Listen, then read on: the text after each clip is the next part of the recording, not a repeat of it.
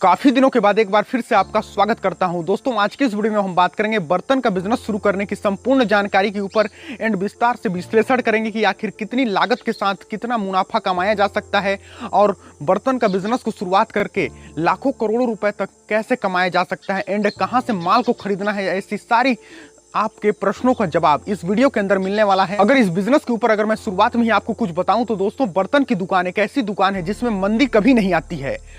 लगातार बाजार में इसकी मांग बनी रहती है। दोस्तों, बाजार में मांग इसकी इतनी ज्यादा है कि आपके माल कम पड़ सकते हैं लेकिन ग्राहकों की कमी बिल्कुल नहीं पड़ने वाली है। बर्तन की दुकान या बिजनेस को आप कम पूंजी के साथ भी शुरुआत कर सकते हैं। यह बिजनेस साल भर चलने वाला बिजनेस है। मैं आपको बता दूं तो दोस्तों, शादी ब्याह सीजन या दिवाली टाइम पर बर्तन की जो सेलिंग होती है वो दुगुनी तिगुनी रफ्तार से बढ़ जाती है। इतना ज्यादा सेलिंग होती है कि आपके पास माल की कमी हो सकती है पर ग्राहकों की कमी बिल्कुल नहीं होगी। यह साल भर चलने वाला बिजनेस है और इस बिजनेस में घाटा नहीं होता है, मैं आपको ये बता देता हूं।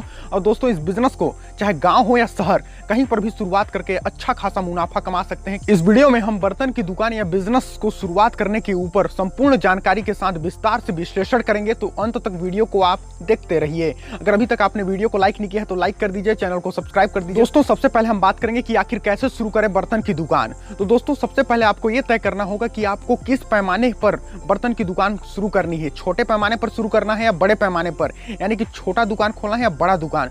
जितना बड़ा खोलेंगे उतना ज्यादा इन्वेस्टमेंट आएगा, जितना छोटा करेंगे उतना कम इन्वेस्टमेंट आएगा। दोस्तों, आप खुद तय करिए कि कितना ज्यादा आप इन्वेस्टमेंट करना चाहते हैं, किस स्तर पर खोलना चाहते हैं। ये जब आप तय कर लेते हैं तो आप एक नेक्स्ट स्टेप पर जाने के लिए तैयार हो जाते हैं। अब हम बात करेंगे कि आखिर बर्तन की दुकान कहां खोलें, आखिर लोकेशन क्या रखें, कहां पर खोलना उचित होगा।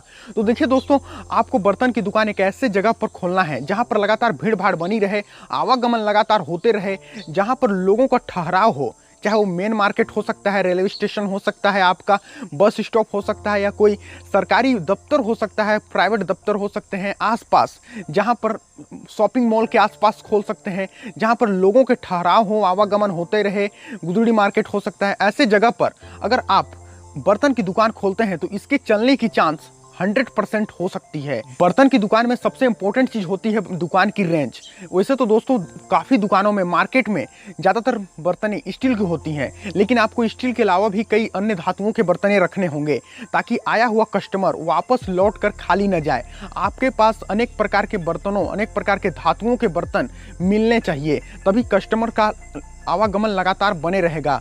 और दोस्तों, आपको दुकान खोलने से पहले ही लिस्ट बना लेनी है कि कौन कौन से धातुओं के और कौन कौन से बर्तनों को अपने दुकान पर रखने वाले हैं। जब आप लिस्ट बना के रखेंगे तो आया हुआ कस्टमर को उसके मन इच्छा अनुसार सामान मिलेगा तो वो खुश भी रहेगा और लगातार वो कस्टमर आपके दुकान से संबंध बनाए रखेगा। अब बात करेंगे सबसे इंपॉर्टेंट टॉपिक के ऊपर कि आखिर अपने दुकान हेतु माल कहां से खरीदें। तो देखिए दोस्तों, दुकान को शुरू करने से पहले ही आपको ये तय करना होगा कि आपको माल कहां से खरीदना है।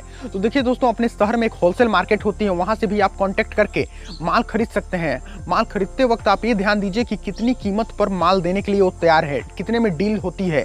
दोस्तों, होलसेल मार्केट में भी काफी सस्ती सामानें या माल मिल जाती है, तो वहां पर भी आप संपर्क करके खरीद सकते हैं। लेकिन अगर आप ज्यादा मुनाफा कमाना चाहते हैं तो आपको मैं भारत के कुछ ऐसे प्रमुख शहरों के नाम बता देता हूं जहां पर बर्तनों के होलसेल मार्केट हैं। खासकर होलसेल मार्केट की वजह से ही एक शहर काफी ज्यादा प्रचलित है। नंबर 1 मुंबई का भुलेश्वर मार्केट, नंबर 2 दिल्ली में डिप्टीगंज का सदर बाजार, और नंबर 3 हरियाणा में जगाधरी मार्केट। इन स्थानों से आप काफी सस्ते दामों पर माल खरीद सकते हैं और अच्छे दामों पर बेच सकते हैं, जिससे आपको ज्यादा मुनाफा हो सकते हैं। और दोस्तों, इसके अलावा भी आप डायरेक्ट मैन्युफैक्चरिंग कंपनियों से बातचीत करके आप डायरेक्ट वहां से भी माल खरीद सकते हैं। वहां से भी आपको काफी सस्ते दामों पर माल मिल जाती है, बर्तनें मिल जाती हैं। अब तो दोनों तीनों जगह आपके कई ऑप्शंस हैं। एक तो अपने शहर के होल मार्केट, ये भारत के प्रमुख शहर हैं जहां बर्तनों के प्रचलित हैं। बर्तनों की वजह से आप डायरेक्ट मैन्युफैक्चरिंग कंपनियों से बातचीत करके कहीं से भी खरीद सकते हैं। आप सारे जगह पता कर लीजिए, जहां सस्ता लगता है वहां से आप खरीद सकते हैं। अब हम बात करेंगे कि अपने बर्तन की दुकान में किस तरह के बर्तनों को रखना उचित होगा। तो देखिए दोस्तों, आपको उन तमाम तरीके के बर्तनों को अपने दुकान पर रखना उचित होगा जिसकी वजह से ग्राहकों की मांग पूरी हो सके। आप सभी तरह के बर्तनों को रख सकते हैं। स्टील के अलावा भी अन्य धातुओं के बर्तन रख सकते हैं, तरह तरह के बर्तनें रख सकते हैं। आप लोकल एरिया में जाकर रिसर्च कीजिए कि किस बर्तनों की मांग लगातार बढ़ी रहती है। आप एरियाज में जाकर नए नए बर्तनों की दुकान में जाकर पता लगा सकते हैं। आप कंपनी वाइज बर्तनें भी रख सकते हैं, नॉन कंपनी वाइज बर्तनें भी रख सकते हैं।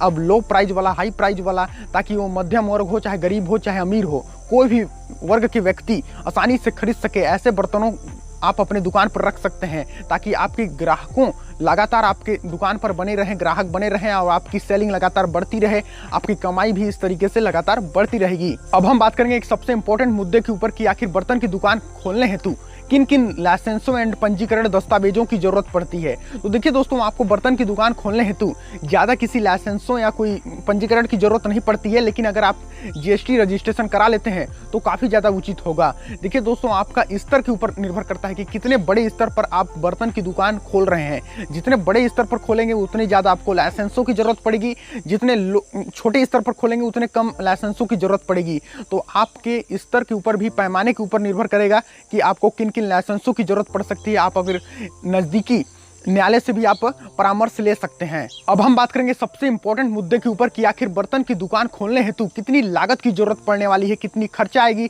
आखिर इन्वेस्टमेंट कितना आएगा। तो देखिए दोस्तों, मैं आपको बता दूं कि बर्तन की दुकान खोलने हेतु सबसे पहले आपको एक दुकान की जरूरत पड़ेगी, चाहे वो खुद की हो सकती है या आप किराए पे ले सकते हैं। इसके अलावा आपको अपने बर्तन की दुकान हेतु एक डेकोरेशन तैयार कराना होगा और बर्तन खरीदने होंगे। इन तरीके की तमाम ज़रूरतों की चीज़ों की आपको खर्चे लगने वाले हैं। आपको प्रचार प्रसार करने हेतु आपको खर्चे होंगे आएंगे, और इसके अलावा आपको एक स्टाफ भी रख सकते हैं। उसके अलावा आप डेकोरेशन अच्छे तरीके से कराएंगे तो आपको ज़्यादा खर्चे आएंगे। इसके अलावा अगर आप छोटे पैमाने पर इस बिज़नेस को शुरुआत करेंगे तो आपको लगभग 2 से 3 लाख रुपए, 4 लाख, 5 लाख रुपए आपके खर्चे आ सकते हैं। ये आपके पैमाने के ऊपर निर्भर करेंगे कितनी ज़्यादा आपको यहाँ पर इन्वेस्टमेंट होने वाला है।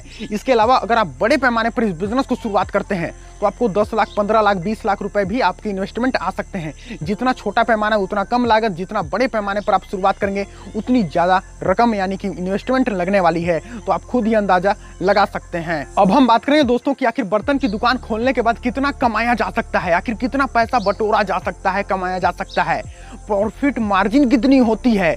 तो मैं आपको बता दूं दोस्तों कि बर्तन की दुकान में काफ़ी अच्छी कमाई होती है। बाकी बिजनेस की तुलना में, बाकी दुकानों की तुलना में बर्तन की दुकान में जो प्रॉफिट मार्जिन है वो काफ़ी ज़्यादा हाई है। अगर आपके दुकान पर लगातार कस्टमर बने रहे तो आप महीने के हजारों, लाखों रुपए, करोड़ों रुपए तक कमा सकते हैं। यहाँ तक कि इस बिजनेस में प्रॉफिट मार्जिन की बात करें तो 15% से लेकर 30% तक का प्रॉफिट मार्जिन होती है। कुछ कंपनी, नॉन कंपनी वाइज बर्तनों में तो 50% तक का प्रॉफिट मार्जिन मिलता है। तो यहाँ पर आपकी जो कमाई होने वाली है वो भरपूर होने वाली है। बाकी आपकी पूरी सेलिंग के ऊपर डिपेंड करेगी कि आपको कितना कमाई होगी। जितना ज़्यादा सेलिंग होगी उतनी ज़्यादा आपको कमाई होने वाली है। करेंगे दोस्तों कि अपने दुकान का प्रचार करके ग्राहकों को कैसे बढ़ाएं अपने दुकान पर। तो देखिए दोस्तों, इसके लिए आपको अपने दुकान का प्रचार करना होगा। प्रचार करने के लिए सिंपली आप सोशल मीडिया का इस्तेमाल कर सकते हैं। सोशल मीडिया में आप अकाउंट बनाकर छोटे छोटे वीडियोस, क्लिप या पोस्ट अपलोडेड कर सकते हैं। अपने लोकेशन डाल सकते हैं अपने दुकान का, आप गूगल मैप में चढ़ा सकते हैं। इसके अलावा आप पंपलेट चिपकवा सकते हैं। जहां पर ज़्यादा भीड़ भाड़ वाली जगह, मेन मार्केट हो, चाहे बस स्टॉप हो, रेलवे स्टेशन हो, वहां पर आप जाकर पंपलेट्स लगवा सकते हैं। आप अपना दुकान का एड्रेस लगवा दीजिए ताकि वहां पर आपकी दुकान पर लोग विजिट करेंगे। और जो बात होती है ऑनलाइन बिजनेस प्रमोशन होती है, यहाँ पर भी आप प्रमोट करा सकते हैं। तो इन तरीक़ों से आप ढेर सारा कस्टमर ले सकते हैं। बाकी आपकी जैसी व्यवहार होगी उस हिसाब से लोग दोबारा कस्टमर विजिट करेंगे। तो आपके जो कस्टमर्स हैं उनका अच्छे से स्वागत कीजिए और व्यवहार के साथ उनको सामान दीजिए। और हो सके तो अपने दुकान पर 10 से 20% का डिस्काउंट रखिए ताकि आपके दुकान पर लोग ज़्यादा से ज़्यादा विजिट कर सकें। आपका कीमती समय लेने के लिए दिल से धन्यवाद। Thank you so much.